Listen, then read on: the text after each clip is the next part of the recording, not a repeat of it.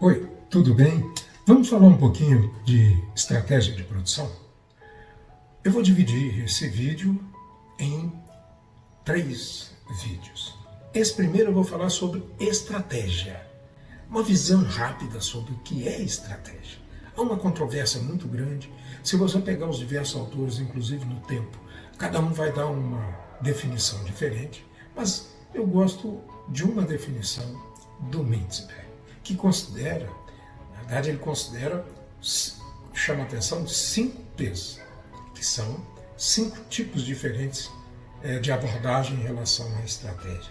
Eu gosto muito quando ele fala em posição. Qual é a posição que uma determinada empresa vai ocupar em um determinado momento desejável? Essa posição é importante.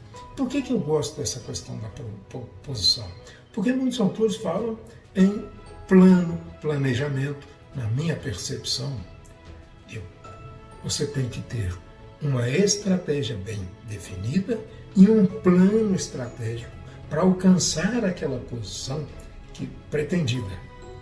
Ou seja, a organização ela precisa ter direcionada uma posição futura que ela pretende atingir. Vamos dar um exemplo? Uma determinada empresa, uma determinada organização, vamos falar de uma empresa, ela tem como seu objetivo estratégico, como uma definição estratégica sua, porque o objetivo está envolvido nessa posição,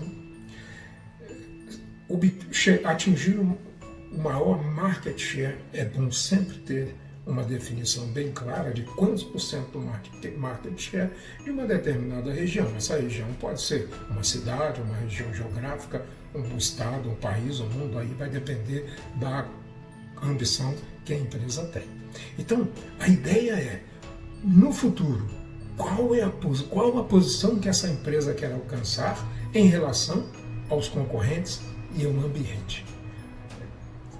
Então, estamos falando sobre o futuro. Katz, ele fala de estratégia entre a relação entre a empresa e o ambiente. Ora, se a gente está falando de posição da empresa, essa posição é em relação ao ambiente. O que envolve o ambiente? O ambiente onde ela tem inserido cliente, governo, todo esse ambiente. Então ele está falando dessa relação. E ele parte de um princípio que é a relação atual que a empresa tem e a relação futura, quer dizer, aquilo que ela vai montar um plano para atingir em um determinado momento.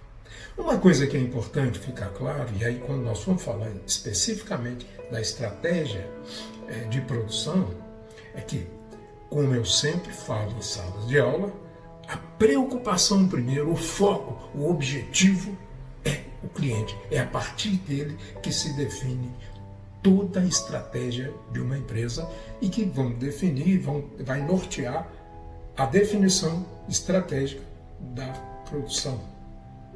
Então, daqui a pouco eu continuo com a outra parte.